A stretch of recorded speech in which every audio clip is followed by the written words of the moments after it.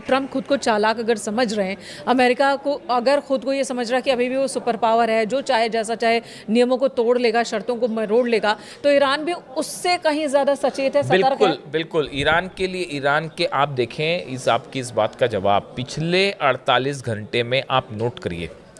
Iran के IRGC से जुड़े जितने बड़े कमांडर्स हैं, ईरान के एयरफोर्स चीफ से लेके ईरान के आर्मी चीफ से लेके ईरान की जो national security supreme security council है उनके सचिव से लेके कम से कम 5 से 7 बड़े अधिकारियों के पिछले 48 घंटे में ये बयान आ गए हैं कि अमेरिका अगर कोई साजिश करेगा, अगर अमेरिका अगर धोखा देने की कोशिश करेगा तो करारा जवाब मिलेगा।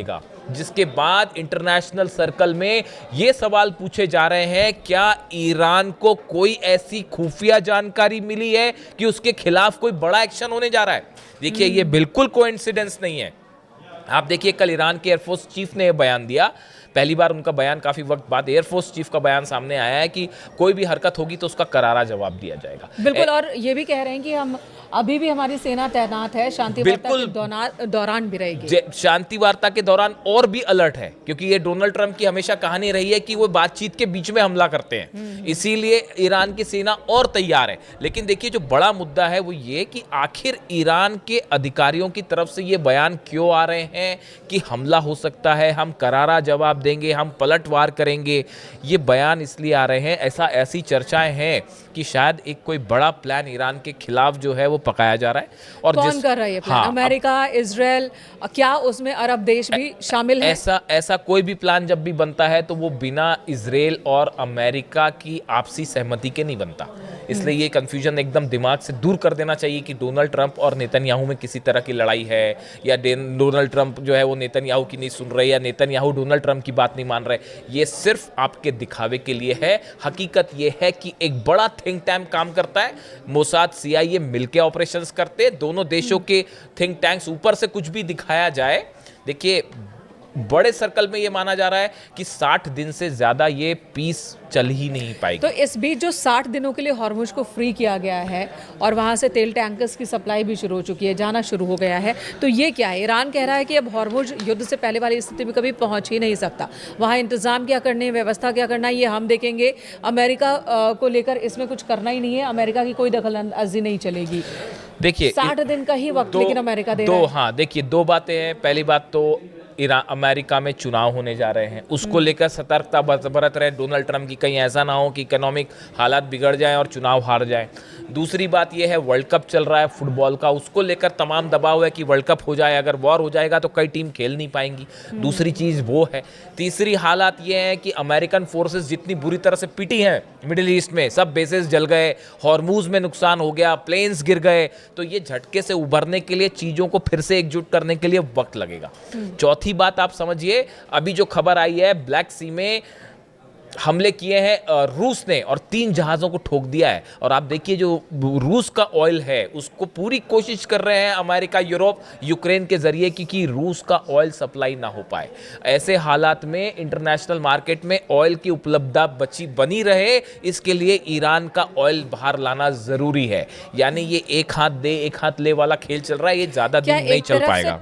थप्पड़ मारना, दूसरी तरफ से सहलाना, ये वो चल रहा है। देखिए, हालात ये है फिलहाल कि ईरान इस बात को लेकर, अच्छा, सबसे खास बात ये है कि ईरान इस बात को अच्छी तरह से समझता है कि अमेरिका धोखा करेगा, इस नेतन्याहू धोखा करेंगे। ईरान इस बात को अच्छी तरह से समझ रहा है, कोई विश्वास नहीं है अमेरिका पर और इजराइल पर। और दूसरी तरफ भी हालात यही है, अमेरिका के मन में क्या है वो सब जान रहे हैं, और ये डील भी जो है ये एक टेम्परेरी दिखावा चल रहा है कुछ समय का, ये आप कह सकते हैं। तो ये इसका अंजाम क्या होने वाला है, इस बात को लेकर भी हर आदमी क्लियर है। देखिए, वो जैसी बात यूरेनियम पर आ जाएगी, आप देखिए बिल्कुल, मेरा अगला सवाल यही था कि ये तमाम बातचीत हुई, एक अहम मुद्दा जिसे लेकर ट्रंप ने भी युद्ध की शुरुआत की थी, परमाणु हथियार, कि ईरान को हम परमाणु हथियार नहीं बनने देंगे। MOU के एक पॉइंट में है कि चलो हम हथियार नहीं बनाएंगे लेकिन इनरिचमेंट रोकेंगे नहीं, ये ईरान का कहना है।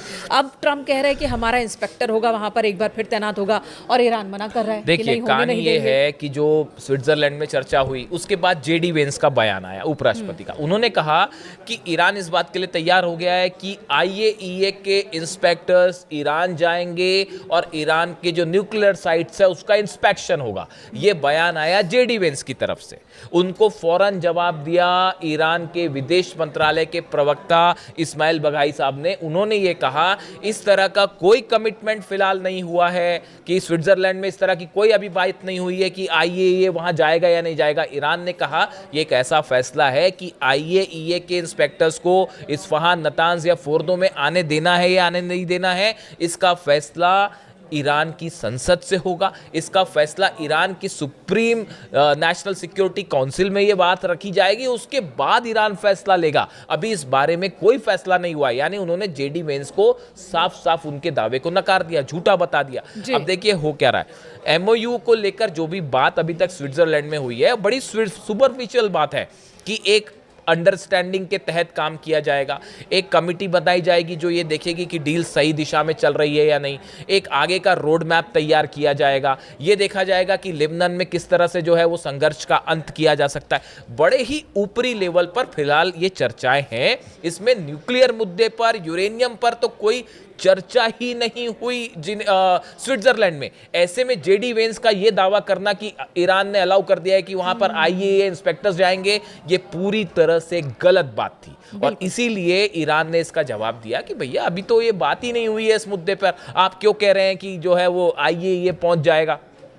क्या ये संभव लग रहा है आपको कि ईरान में, इस्फहान में आईएईए भी पहुंच जाए, उसके बाद अमेरिकी सोल्जर्स भी पहुंच जाएं और वहां पे खुदाई भी हो जाए और वहां यूरेनियम को, ये एक ऐसा मुद्दा है जो बहुत ही असंभव सी बात है। इसीलिए चाइना ये कह रहा है कि शुरुआती दौर में भले ऐसा लग सकता है कि सब कुछ ठीक है, लेकिन जैसे जैसे बातचीत आगे बढ़ेगी मामला डिरेल होना शुरू हो जाएगा। देखिए, जब भी कोई जटिल मुद्दा होता है, वैश्विक मुद्दे होते हैं, ऐसा मुद्दा जिससे कई देश जुड़े हुए हैं, तो किसी नतीजे तक, किसी समझौते तक पहुंचना बहुत आसान नहीं होता है। सालों का प्रोसेस लग जाता है। अब यहाँ पर 4 टास्क ग्रुप बनाने की बात हो रही है, लेकिन जब किसी बातचीत की शुरुआत ही अविश्वास से हो, संशय की स्थिति में हो, तो उसका भविष्य क्या होगा? देखिए, अमेरिका का जो डेलीगेशन था जो स्विट्जरलैंड गया, आपने तस्वीरें देखी होगी, वो सबके सब इस उम्मीद में बैठे थे शायद कि ईरान का जो डेलीगेशन आएगा वो हमसे हाथ मिलाएगा, या ईरान के जो लोग, जो डेलीगेशन वहाँ पहुँचा था, उन्होंने देखना भी कबूल नहीं किया उनकी तरफ। अब्बास अराक्ची साहब ने हाथ भी नहीं मिलाया। शहबाज शरीफ ये कोशिश करते रह गए कि किसी तरह से अब्बास अराक्ची जो है वो जेडी वेंस से हाथ मिला ले। अब्बास अराक्ची तुरंत मुड़े और वापस निकल दिए। 2 ऐसा मुल्क जिन्हें आपस में भरोसा नहीं है, और बीच में मीडिएटर कौन है? पाकिस्तान, जिस पर किसी को भरोसा नहीं है। और देखिए कतर भी जो है, कतर के प्रधानमंत्री ने भी जेडी वेंस से हाथ नहीं मिलाया। यानी आप देखिए कितना बड़ा अविश्वास है अमेरिका को लेकर। इसीलिए अमेरिका में ये बात कही जा रही है कि अगर ये डील साइन हो गई, ये डील पे अगर बात आगे बढ़ जाती है, एमओयू डील में बदल जाता है, तो ये अमेरिका के इतिहास की सबसे बड़ी हार होगी और ये ईरान की अब तक की सबसे बड़ी जीत होगी। और अमेरिका को भी ये समझना चाहिए कि वक्त बदल गया है। सुपर पावर वाला जो उसका तमगा है, बहुत ज़्यादा दिनों तक सुरक्षा कवच की तरह काम करेगा नहीं। अमेरिका चाहेगा कि किसी तरह से जोर ज़बरदस्ती या फिर कूटनीति तरीके से सामने वाले देश को फंसा दे, तो ईरान वो देश नहीं है। अमेरिका सुपर पावर था, अब नहीं है। तो आपको मैं कहना चाहूंगा कि अमेरिका, बड़े सारे एक्सपर्ट्स ये कह रहे हैं कि जो सुपर पावर का तमगा था ये ऑलरेडी ईरान ने छीन लिया है। अब वो कम से कम अमेरिका के पास तो नहीं है। जिस देश के अगर बेसिस उड़ जाते हो, आप जो है 18 बेसिस नहीं बचा पाए, आप अरब देशों को नहीं बचा पाए। ईरान की मिसाइल्स जो है वो धमाकेदार, आपके पेट्रियट और जो थार्ड सिस्टम है उसको तोड़ते हुए वहां पर गिरती रही। ईरान के ड्रोन्स ने क्या तबाही मचाई आप देख लीजिए। आप हॉर्मुज को घेर कर खड़े रहे, आप कुछ नहीं बिगाड़ पाए ईरान का। ईरान के 5 द्वीपों पर आपने बीच बीच में रह रहकर हमला किए, आपने उन पर कब्जा करने की कोशिश की, आप कुछ नहीं कर पाए। आपका एक पायलट अंदर फंस गया था, उसको निकालने में इतनी फजीयत हुई कि आपको अपने खुद के हेलीकॉप्टर्स जलाने पड़ गए। आपके 42 प्लेन, ऑफिशियली ऐलान है इस बात का कि 42 प्लेन आपके गिर चुके हैं। F-35 जेट्स जो है, दुनिया का सबसे शक्तिशाली जेट जो है, वो ईरान ने मार गिराया। ईरान के नए डिफेंस सिस्टम से अब आप खौफ खा रहे। ऐसी मैं लिस्ट गिनाना शुरू करूंगा ना ईरान की जीत की, तो पूरी रात बीत जाएगी। और उसके बाद अब डील हो रही है, डील में भी आप देख रहे हैं कि क्या स्थिति है, ईरान किस तरह से भारी पड़ रहा है। खैर, फिलहाल जो खबर हमने शुरू की थी कि इस 12 अरब डॉलर को लेकर ट्रंप और ईरान आमने सामने है और सबकी नजरें इस बात पर है कि आखिर ये 12 अरब डॉलर की फ्री संपत्ति का क्या होता है। क्या डोनाल्ड ट्रंप की इस तरह की बातें कि हमसे अनाज खरीदिए और ऐसा वैसा ये वो, अगर ये बातें इसी ट्रैक पे चलती रही तो आप ये मानिए कि ईरान फिर से बातचीत को बंद भी कर सकता है। धन्यवाद मयंक, इससे जुड़ा जो भी अपडेट होगा आप तक पहुंचाएंगे। Thank you so much.